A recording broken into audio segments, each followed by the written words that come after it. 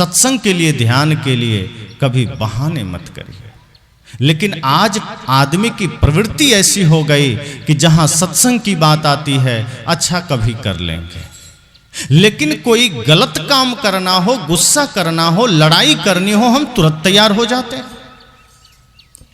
उठपटांग काम करना हो, हम तुरंत राजी हो जाते हैं।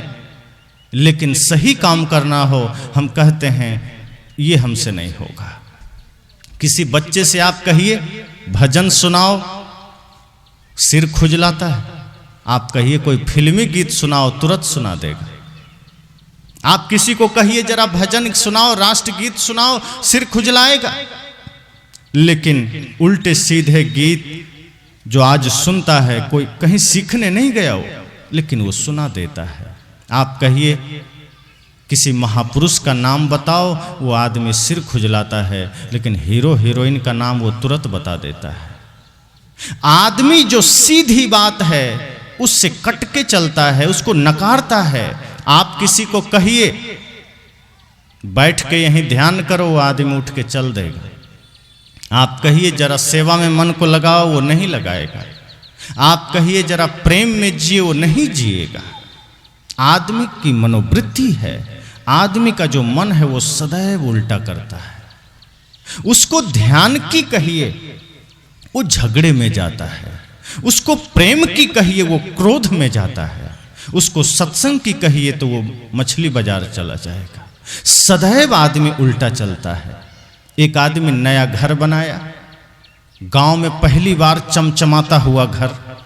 आप लोग भी कभी कोई घर बना लेते हैं तो कई लोग देखने आते हैं। शहरों में तो बड़े बड़े घर होते ही हैं, लेकिन गांव में अगर कोई नया घर बना ले तो लोग देखने जाते हैं। एक आदमी घर बनाया, उसके घर के पीछे से ही एक पतला सा रास्ता था, लोग पैदल आते जाते थे। तो घर बनाया, बढ़िया रंग पोताई कर दिया, सारी चीजें कर दिया। उसके बाद दीवार के पीछे लिख दिया कृपया यहां पेशाब ना करें। जानते हैं कई बार लिखना ही खतरा हो जाता है। अब अच्छा भला लोग आते जाते थे, किसी का ध्यान नहीं होता था, लोग गुजर जाते थे। अब उस आदमी ने सोचा मैं नया घर बनाया हूं, कहीं यहां लोग पेशाब करने लगे तो घर से गंदगी, पीछे से दुर्गंध आएगी, घर का दीवार खराब होगा। उसने लिख दिया कृपया यहां पेशाब ना करें। अब आदमी, मैंने कहा ना, आदमी की मनोवृत्ति ऐसी है कि आप किसी को एक बॉक्स दे दीजिए, डिब्बा दे दीजिए कि जाओ इसको घर में पहुंचा दो, वो पहुंचा देगा। लेकिन आप इतना भर कह दीजिए कि ये डिब्बा ले जाके घर पहुंचा दो और ध्यान रहे इसको रास्ते में खोलना नहीं, अब वो जरूर खोलेगा। उसकी प्रवृत्ति ऐसी होती है, कोई एकांत में छिप कर खोलेगा कि पता नहीं क्या भर दिया है, मना क्यों किया। आप किसी को कह दीजिए बैठो यहीं, उस रूम में मत झांकना, अब वो चुपके से झांकेगा, धीरे से झांकेगा। कोई फिल्म लग जाए और कह दे कि सावधान, ये किसी आम पब्लिक के देखने के लिए नहीं है, अब देखिए रात के पीछे वाले गेट से भीड़ लग जाएगी कि आखिर है क्या ये। वो आदमी पीछे लिख दिया कृपया दीवार में पेशाब ना करें, कृपया यहां पेशाब ना करें। अब जो भी गुजरता वो जा रहा होता है, लेकिन जैसे ही नजर पड़ जाती है दीवार पर कि कृपया यहां पेशाब ना करें, अब वो रुक जाता है। कहा हाँ करेंगे, क्या कर लेगा तुम हमारा मालिक है। अब वो वहां पेशाब करता निकल जाता। अब जो भी आदमी आता वो देखता कि यहां कृपया पेशाब ना करें, वो कहता क्यों ना करें, ये हमारा मालिक है, हम बिल्कुल यहीं करेंगे। वो करता निकल जाता। अब तो जो भी आता वो पेशाब जरूर करता, दीवार गंदी होती गई, दुर्गंध बढ़ता गया। वो आदमी परेशान हो गया, कहा करें तो करें क्या। एक मित्र के पास गया, कहा मित्र बड़ी समस्या हो गई है, नया घर क्या बनाया, लगता है पूरा आडंबर भर गया, पूरा जंजाल हो गया। कहा क्या हुआ, कहा घर बनाए हैं, पीछे से रास्ता है, लोग आते जाते हैं, सब पेशाब कर देते हैं, क्या करें। कहा तुमने कुछ उपाय नहीं किया। कहा किया। कहा क्या। कहा लिख दिए हैं कृपया यहाँ पेशाब ना करें। कहा अरे यही तो गलत कर दिया, ये नहीं लिखना था, अब क्या करें। कहा जाओ उसको मिटा दो और वहां लिख दो कि ठहरो यहां पेशाब करना ही पड़ेगा, जाओ लिख दो। वो भी आदमी मित्र की बात माना गया, मिटाया, कृपया यहाँ पेशाब ना करें, मिटा दिया और अब लिख दिया कि सावधान ठहरो, यहाँ पेशाब करना ही पड़ेगा। अब एक आदमी चला आ रहा है, आदत बनी थी, अब बस पेशाब करने ही वाला था कि दीवार पर नजर पड़ गई, सावधान यहाँ पेशाब करना ही पड़ेगा। रुक गया वो, कहा नहीं करेंगे, तुम्हारे बाप का नौकर है, बिल्कुल नहीं करेंगे, अब कहीं और कर लेंगे, यहां तो बिल्कुल नहीं करेंगे। निकल गया। दूसरा आदमी आया, वो भी देखता है, कृपया यहां पेशाब करना ही पड़ेगा, कहता है बिल्कुल नहीं करेंगे, अब तो एकदम नहीं करेंगे, अब तो हम दूर जाके करेंगे, घर में जाके करेंगे, यहां तो नहीं करेंगे, तुम हमारा मालिक है। ऐसे करते करते बंद हो गया। यही प्रवृत्ति संसार की है, हमारी है। किसी से कह दीजिए एकदम बैठो यहीं ध्यान सत्संग करो, क्यों करें?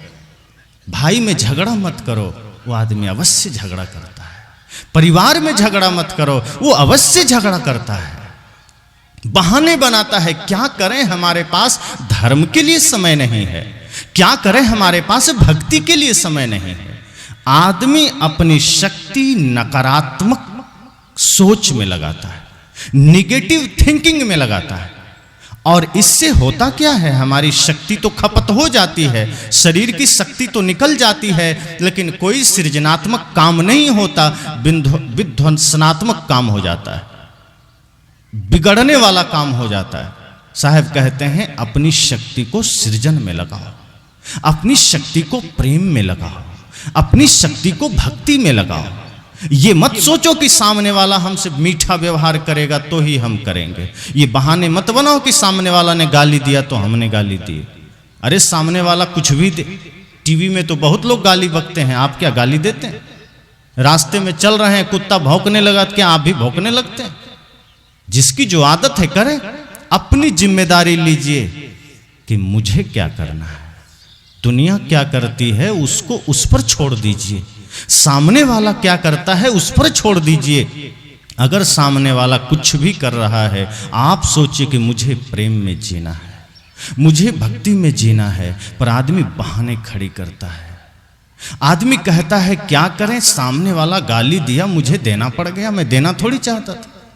अरे भाई गाली है तभी तो दिया, जिसके हृदय में गाली रहेगा वही तो देगा, हृदय में है ही नहीं तो कहां से देगा। हम बहाने न बनाएं। संत कहते हैं कि जब हम भक्ति को भक्ति ही रूप में करते हैं, कोई कामना नहीं करते हैं, तो वो भक्ति फलित होती है। और आपने सुना कि राम को भी फिर द्वार पर आना पड़ता है। जब भक्ति हमारी निश्चल होती है तो कृष्ण को भी हमारे द्वार पर आना होता है। भले ही महल खड़े हों किसी के, 56 प्रकार के व्यंजन बना के रखा हो कोई, लेकिन कृष्ण कह देते हैं कि तुम्हारा भोजन हम स्वीकार नहीं करेंगे। दुर्योधन 56 प्रकार का व्यंजन बना के तैयार था, कहा कृष्ण हमारा आतिथ्य आप स्वीकार करें, हमने आपके लिए 56 प्रकार के व्यंजन बनाए हैं, आप हमारा भोजन स्वीकार करें। कृष्ण मना कर देते हैं, कहते हैं तुम्हारा भोजन मैं नहीं ले सकता। दुर्योधन ने कहा क्यों? श्री कृष्ण कहते हैं 3 ही अवस्था में कोई किसी का कुछ स्वीकार करता है। कहा क्या? कहा भाव में, अभाव में या प्रभाव में। दुर्योधन का बात समझ में नहीं आई। कहा देखो भाव का अर्थ है प्रेम, कि 3 ही अवस्था में कोई किसी की कोई भी चीज स्वीकार करता है। भाव में तो तेरे और मेरे बीच कोई प्रेम तो है नहीं, भाव तो है नहीं जो मैं तेरा भोजन स्वीकार करूं। और दूसरी बात है अभाव। अभाव अर्थात किसी को कोई चीज कमी पड़ गई, कोई बेचारा गरीब है, लाचार है, तब किसी से कुछ लेता है, मांगता है।